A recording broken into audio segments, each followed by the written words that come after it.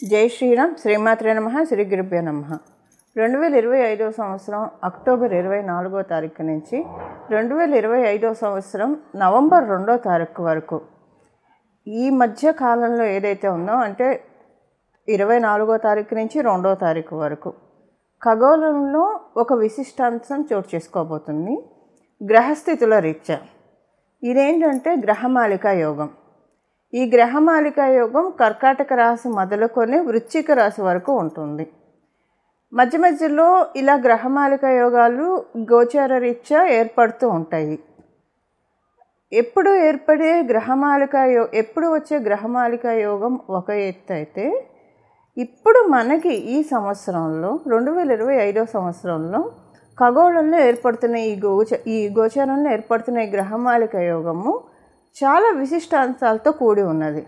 దానికి కారణం ఏంటంటే, మొదట అసలు ఈ గ్రహమాలిక యోగం ఏర్పడటానికి కారకమైన గ్రహాల గురించి మనం తెలుసుకుందాము. కర్కాటక రాశిలో గురు భగవానుడు, సింహరాశిలో కేతుదేవుని సంచారము, కన్యా రాశిలో శుక్రాచార్యుల వారి సంచారము, తులారాశిలో సూర్యనారాయణమూర్తి, అలాగే బుధ భగవానుడు, మంగళ సంచారము. బుధ భగవానుడు 25వ తారీఖు వృశ్చిక రాశిలోకి వెళ్ళిపోతాడు. అలాగే వృశ్చిక రాశిలో చంద్రదేవుని సంచారము. చంద్రుడు మళ్ళీ వృశ్చిక రాశిలోంచి వెళ్ళిపోయినా గ్రహమాలిక యోగం 2వ తారీఖు వరకు కూడా ఉంటుంది. 24 మొదలుకొని మనకి నవంబర్ 2వ తారీఖు 2025 సంవత్సరంలో ఈ విశిష్టాంశం చోటు చేసుకుంటుంది. ఈ విశిష్టాంశం ప్రారంభ రాశి మనం చూసుకుంటే కర్కాటక రాశి నుంచి ప్రారంభమవుతుంది. కర్కాటక రాశిలో గురు భగవానుడు అతిచారంలో సంచారం చేస్తూ ఈ గ్రహమాలిక యోగం ఏర్పడటము నిజంగా మనకు ఒక రిలాక్స్ పాయింట్ అని చెప్పాలి. యూనిక్గా అప్లికేబుల్ అయ్యే పాయింట్స్ మనం చూద్దాం. ఇప్పుడు మనం చూస్తున్నాము, ఇప్పుడున్న పరిస్థితుల రీత్యా, మార్కెట్ కండిషన్స్ రీత్యా చాలామందికి లే ఆఫ్స్ ఇలా అవుతూ ఇబ్బంది పడుతూ ఉన్నారు. కొంతమందికి అసలు వాళ్ళ ఉద్యోగాలు ఉంటాయో లేదో అన్న అన్సర్టనిటీతోటి బాధపడుతూ ఉన్నారు. ఇలా బాధపడే వాళ్ళకి అదే కాదు, మామూలుగా కూడా వృత్తిరీత్యా ఎదుగుదల లేదు, ఎదుగు బొదుగు లేని జీవితం అవుతుంది అన్న బాధపడే వాళ్ళందరికీ కూడా ఒక వరాల జల్లుని, అంటే ఒక చిన్న ఇంటర్వెల్, ఒక చిన్న బ్రేక్ ఇవ్వడానికి ఈ గ్రహమాలిక యోగము గోచారంలో భగవంతుడు కలగజేస్తూ ఉన్నాడు. ఇప్పుడు ఎవరెవరైతే ఈ కండిషన్స్లో ఇబ్బంది పడుతూ ఉన్నారో వాళ్ళందరికీ ముందు ఒక ఊపిరి తీసుకునే సమయం దొరుకుతుంది. అంటే అన్కండిషనల్ సిచ్యువేషన్స్ అన్నీ కూడా ముందు స్తబ్దుగా అయిపోతాయి, ఫ్రీజ్ అయిపోతాయి. అది ఫ్రీజ్ అయిపోయి ఇప్పటికైతే ఇబ్బంది లేకుండా కాపాడుతుంది. ఇప్పటికంటే నా ఉద్దేశం ఇక్కడి నుంచి ఒక 8 నెలల వరకు మనం తెలుసుకునే ఇప్పుడు మనం తెలుసుకునేది ఇది షార్టర్ పీరియడ్ ఆఫ్ టైం అయినా దీని ఇంపాక్ట్ ఒక 1 year వరకు ఉండొచ్చు కాక, లేదా 8 నెలల వరకు అయినా సరే కనీసం ఉంటుంది. సో ఈలోగా ఉద్యోగస్తులు మీరు అప్గ్రేడ్ చేసుకోవడానికి, ఏమన్నా కోర్సులు నేర్చుకోవడానికి ముందు అసలు మనకు ఒక టైం ఇవ్వాలి కదా. ఇప్పుడు ఎవరైనా ఒక ఆఫీస్కి ఇన్విజిలేషన్కో ఇన్స్పెక్షన్కో వస్తున్నారు అనుకోండి, ఉదాహరణకి ఎంత సిన్సియర్గా చేసుకునే వాళ్ళైనా సరే వర్క్ ఒకసారి అన్ని క్రాస్ చెక్ చేసుకోవడానికి టైం కావాలి కదా. ఇప్పుడు ఉదయం 10ంటికి చెప్పి 12ంటికల్లా వస్తున్నాం అంటే అవన్నీ క్రాస్ చెక్ చేసుకోవడానికి టైం ఉండకపోవచ్చు. అదే ఒక 10 రోజులు లేదా ఒక 4 రోజులు ముందు ఈ టైంలో ఫలాని డేట్లో ఫలాని టైంలో వస్తున్నారని తెలిస్తే నింపాదిగా అన్నీ కూడా క్రాస్ చెక్ చేసుకొని రికార్డ్స్ అన్నీ పర్ఫెక్ట్గా ఉన్నాయా లేదా అని చూసుకుంటారు కదా. ఇప్పుడు అలాంటి సమయము అందరికీ వస్తుంది. ఇది ప్రతి ఒక్కళ్ళకి అప్లికేబిలిటీ ఉంటుంది.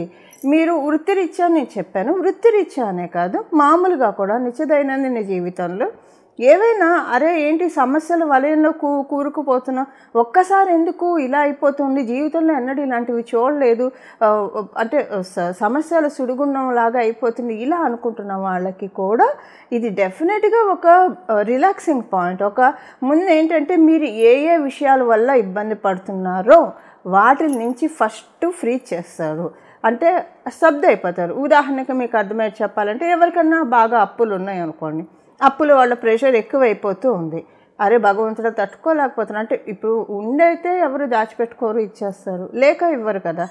అప్పుడు అలా మీరు బాధపడుతూ ఉంటే కనుక ముందు వాళ్ళు అడగడం ఆపేస్తారు. మేబీ అంటే టైం ఇస్తారు, వాళ్ళు కూడా మీకు టైం ఇస్తారు. ఇన్ని మంత్స్కి గడువు ఇస్తున్నాం, ఈలోగా మాకు తీర్చేయండి. ముందు ఏంటంటే మీకు ఊపిరి పీల్చుకోవడానికి సమయం ఇస్తారు. అది ఆగిపోతుందని అయితే చెప్పను, కాస్త ఊపిరి పీల్చుకొని ఈలోగా మీకు సమకూర్చుకోవడానికి కాస్త టైం అయితే గడువు అయితే ఇస్తారు. ఇది అంటే సమస్యలు, ఏ రకమైన సమస్యలు మీకు అర్థం కావడానికి ఇది చెప్పాను. రకరకాల సమస్యల ఊబిలో అసలు ఈ భూలోకంలో పుట్టామంటేనే కర్మఫలం అనుభవించడానికే పుడతాం మనం. పాపకర్మ కావచ్చు, శుభ ఫలం కావచ్చు. అందువల్ల దేనివల్ల అయితే బాధపడుతూ ఉన్నారో వాటన్నిటి నుంచి గోచారంలో ఉన్నది ప్రతి ఒక్కరికి అప్లికేబిలిటీ ఉంటుంది. సో అందువల్ల ఏంటంటే చక్కగా అందరికీ కూడా ఇప్పుడంటే ఇది మీకు అర్థమయ్యేది చెప్పాలంటే, ఒక వరల్డ్ కప్ మ్యాచే జరుగుతుంది అనుకోండి ఎగ్జాంపుల్కి. ఫైనల్స్కి భారత్ పాక్ వచ్చారనుకోండి, పాకిస్తాన్ వీళ్ళిద్దరు వచ్చారనుకోండి. ఇండియా గెలిస్తే దేశం మొత్తం ఎలాగైతే సంబరాలు జరుపుకుంటుందో, సెలబ్రేషన్ చేసుకుంటుందో, అలాగా ఇప్పుడు అందరికీ కూడా ఏదో ఒక శుభం జరుగుతుంది, మంచి జరుగుతుంది. ఆశాజనకమైన పీరియడ్ ప్రతి ఒక్కళ్ళకి ప్రతి ఒక్కళ్ళకి అంటే ఎవరి లెవెల్లో ఎవరి స్థాయిని అనుసరించి వాళ్ళకి ఈ రిజల్ట్స్ అప్లికేబిలిటీ ఉంటుంది. సపోజ్ ఇప్పుడు ఒక మామూలుగా సాధారణ ఉద్యోగం చేసుకునే వాళ్ళకి తగ్గట్టు వాళ్ళు కాకపోతే వాళ్ళ కళ్ళల్లో ఆనందం వచ్చేంత మంచి జరుగుతుంది. ఇదే ప్రస్తుతం ఉన్న గ్రహస్థితులు. భగవంతుడు మానవులు ఇంత కష్టపడుతూ ఉన్నారు, వీళ్ళందరూ నా బిడ్డలు. అప్పుడప్పుడు భగవంతుడు మనకి ఇలా వరాన్ని అంటే గ్రహదేవతని మరీ అంత పీడించవాకుండా వాళ్ళు నా బిడ్డలు, వీళ్ళని కాస్త కరుణించండి, కాస్త వీళ్ళని కాపాడండి అని అప్పుడప్పుడు ఆర్డర్స్ పాస్ చేస్తూ ఉంటారు. అలా ఆర్డర్స్ పాస్ చేసే సమయమే ఇది. ఎందుకు అంత బలంగా చెప్తున్నానంటే, ఇది కర్కాటక రాశిలో గురు భగవానుడు అతిచారంలో ఉంటూ ఏర్పడుతున్న శుభ సందర్భం. సో ఇది మనందరికీ కూడా ఒక ఆశాజనకమైన పీరియడ్గా మారబోతుంది. ఇప్పుడు మనం విడివిడిగా ఏ రాశుల వాళ్ళకి ఎలాంటి బెనిఫిట్స్ ఉంటాయి ఇప్పుడు యూనిక్గా తెలుసుకున్నాం. బట్ మళ్ళీ ఎవరి రాశి వాళ్ళకి బెనిఫిట్స్ ఉంటాయి కదా, అవి మనం ఇప్పుడు చూద్దాము. టూకీగా చాలా క్లుప్తంగా ఒక 2-3 పాయింట్స్లో చెప్పి ముగించేస్తాను ప్రతి రాశి వాళ్ళకి. అలాగే ఏం పరిహారం చేసుకోవాలి. ఇప్పుడు మీ జన్మజాతకం బలంగా ఉంటే ఇది అసలు మీకు టర్న్స్ బాగా వస్తుంది. ఈ ఫలితాలు మీరు ఎక్కువగా చూస్తారు. అంటే ఇప్పుడు అనుకుంటాం కదా, వీళ్ళకి ఈ పీరియడ్ నుంచి బాగా టర్న్ అయిపోయిందని మనం మన సర్కిల్లో అనుకుంటూ ఉంటాం కదా, అలా ఉంటుంది.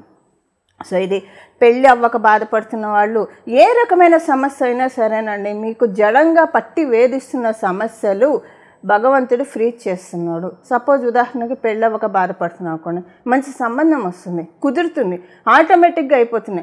అసలు ఇన్నాళ్ళు అవ్వలేదు అనుకున్నంతసేపు పట్టలేదు. భగవంతుడి దయ వల్ల నిమిషాల్లో చేసాం. ఎప్పుడు చూసామో తెలియదు, ఈ సంబంధం ఎప్పుడు కుదిరిందో తెలియదు, ఎప్పుడు లగ్గాలు పెట్టుకున్నామో తెలియదు, ఎప్పుడు అయిపోయిందో తెలియదు. అంతా ఒక మాయలాగా అయిపోతుంది. ఈ మాయను కలిగించేదే విష్ణుమూర్తి, అమ్మవారు, పరమశివుడు మనందరికీ బ్లెస్సింగ్స్ని ఇస్తూ ఉన్నారు. నేను చివరిలో రెమెడీ చెప్తాను. ఈ రెమెడీ ఎందుకంటే, పరిహారం ఎందుకంటే, మీ జన్మజాతకం చాలా బాగా ఉంటే ఇది అసలు చాలా మంచి ఇంపాక్ట్ మీకు చూపిస్తుంది. మీ జన్మజాతకం యావరేజ్గా ఉందనుకోండి, అప్పుడు కూడా మంచి ఇంపాక్ట్ చూపిస్తుంది. మీ జన్మజాతకం అందుకోలేని, ఇప్పుడు అంటారు కదా కాల్షియం డెఫిషియన్సీ ఏదైనా ఉంటే టాబ్లెట్స్ తీసుకుంటే శరీరం దాన్ని పీల్చుకోవాలి, అంటే దాన్ని తీసుకోగలగాలని, తీసుకుంటేనే మనకు అది పనిచేస్తుంది, ఏ విటమిన్స్ టాబ్లెట్స్ అయినా. అలా మన ఎవరిదైనా జన్మజాతకం బాగా వీక్గా ఉంటే అది తీసుకునే లెవెల్లో ఉండడానికే ఈ పరిహారం. సపోజ్ ఇప్పుడు ఏమైనా టాబ్లెట్స్ రాసి ఇచ్చినప్పుడు గ్యాస్ రాకుండా కూడా ఒక టాబ్లెట్ ఇస్తారు కదా, ర్యాంటాక్ లాంటివి ఇస్తారు కదా. సో ఎందుకంటే మళ్ళీ ప్రాబ్లమ్స్ రాకుండా. ఇప్పుడు పరిహారం ఎందుకంటే మీరు అబ్జర్వ్ చేసుకోవడానికి, ఒకవేళ జన్మజాతకం బాగోలేని వాళ్ళు అబ్జర్వ్ చేసుకోవడానికి, బాగున్న వాళ్ళకి ఇంకా ఎక్కువగా వరాన్ని అందుకోవడానికి, వీటన్నిటికీ. సో ఎక్కువ వస్తే ఏమన్నా చేదండి, మంచి ఫలితాలు ఎక్కువ వస్తే ఏమన్నా చేదా. అలాగా ఇప్పుడు మనము ప్రతి ఒక్క రాశి వాళ్ళకి 2-3 పాయింట్స్లో ఏ ఫలితాలు వస్తాయో చెప్తాను. అలాగే చివరిలో పరిహారం చెప్తాను. మీరు ఇప్పటివరకు ఏ పరిహారం చేసుకోకపోయినా ఇప్పుడు మటుకు ఈ పరిహారం చేసుకునే తీరండి, అస్సలు విడిచిపెట్టకండి. ఖచ్చితంగా చేసుకోవాల్సిన పరిహారం ఇది. అప్పుడు మన అందరికీ కూడా సన్మంగళాలు జరుగుతాయి. సరేనండి. ఇప్పుడు మనము ఒక్కొక్క రాశి వాళ్ళకి ఎలాంటి ఫలితాలు ఉంటాయో చూద్దాం. కుంభరాశి కుంభలగ్నంలో పుట్టిన వాళ్ళకి మీకు ఈ గ్రహమాలిక యోగము మొదలయ్యే ప్రారంభ స్థానం షష్ఠ స్థానము. అలాగే మీకు ఈ గ్రహమాలిక యోగం షష్ఠ స్థానం నుంచి ప్రారంభమైన గ్రహమాలిక యోగం దశమ స్థానం వరకు ఉంది. ఇదేంటంటే సొసైటీలో మీకు మంచి రికగ్నైజేషన్ వచ్చే సమయము. మిమ్మల్ని ఎవరైనా నిర్లక్ష్యం చేసినా, నిరసించినా, ప్రత్యక్షంగా కావచ్చు, పరోక్షంగా కావచ్చు, వాళ్ళందరూ తెలుసుకుంటారు, రియలైజ్ అవుతారు. మిమ్మల్ని ఎవరైనా బాధ పెట్టినా అసలు సహజంగా కుంభరాశి వాళ్ళు ఏంటంటే పట్టించుకోరు. ఎదుటి మనిషి ఎలా ఉన్నా సరే మనం ఎలా ఉన్నామన్నదే చూసుకునే మనస్తత్వం కల వాళ్ళే ఉంటారు. సో ఒకళ్ళ గురించి వ్యక్తిత్వాన్ని మార్చుకోరు. అలాగని మరీ పొగరుగా కూడా ఉండరు. నిండు కుండలాగా మెయింటైన్ చేస్తూ ఉంటారు.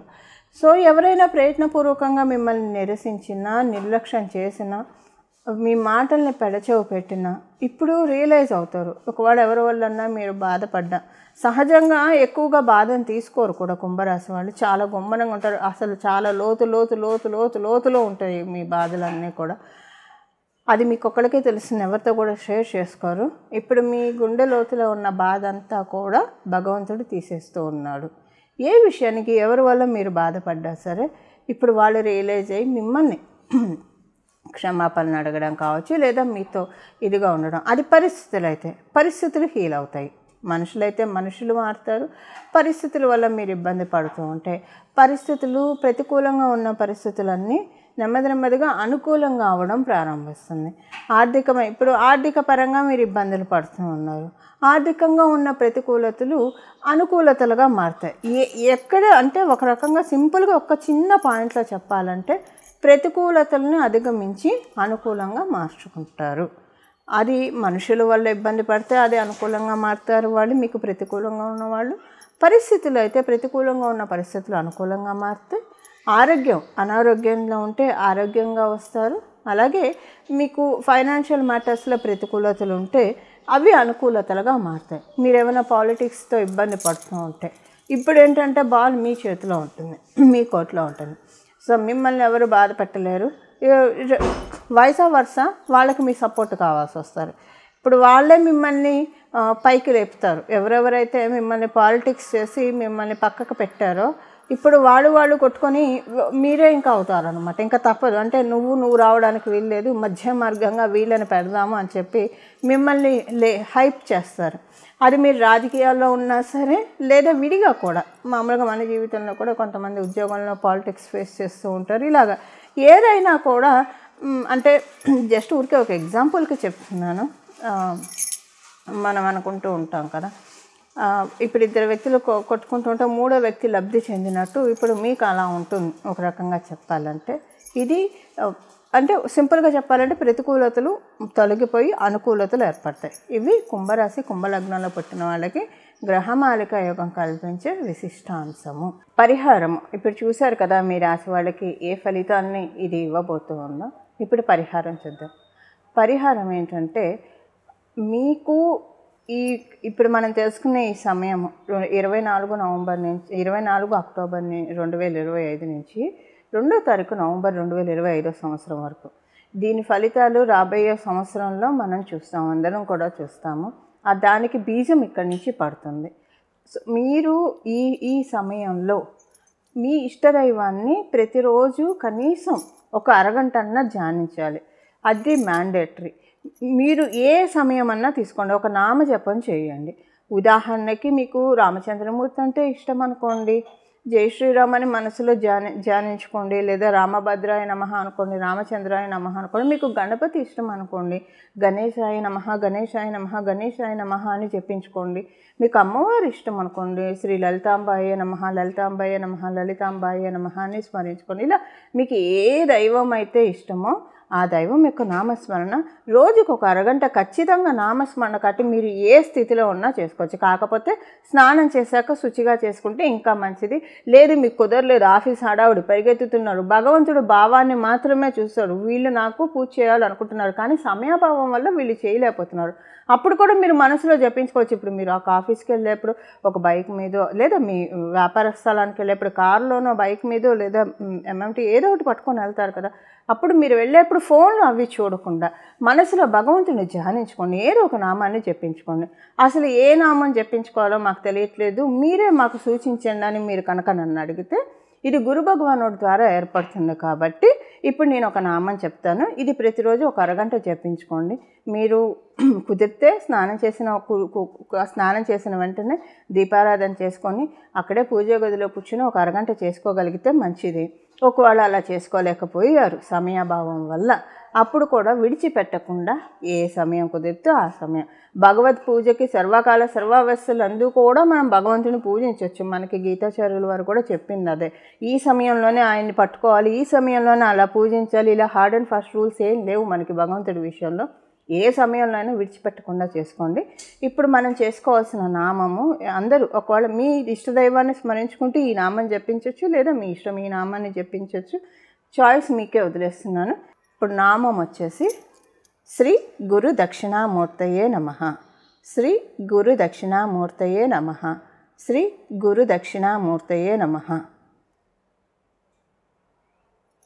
అత్యద్భుతమైన నామరాజం ఇది. గురు భగవానుడు కలిగిస్తూ ఉన్నాడు ఈ యోగాన్ని. ఈ నామంతో కనుక ప్రతిరోజు అసలు ఇది మీరు ఇక్కడి నుంచి 24వ తారీఖు మొదలు పెట్టుకొని ప్రతిరోజు కనీసం 24 నుంచి 2వ తారీఖు వరకు అరగంట చేసుకున్నా, కనీసం రోజు కూడా మీరు ఒక 10 నిమిషాలు మనం కేటాయించలేమో భగవంతుడికి, చేసుకుంటే చాలా మంచిది. ఎంత అద్భుతమైన నామం అంటే ఇది.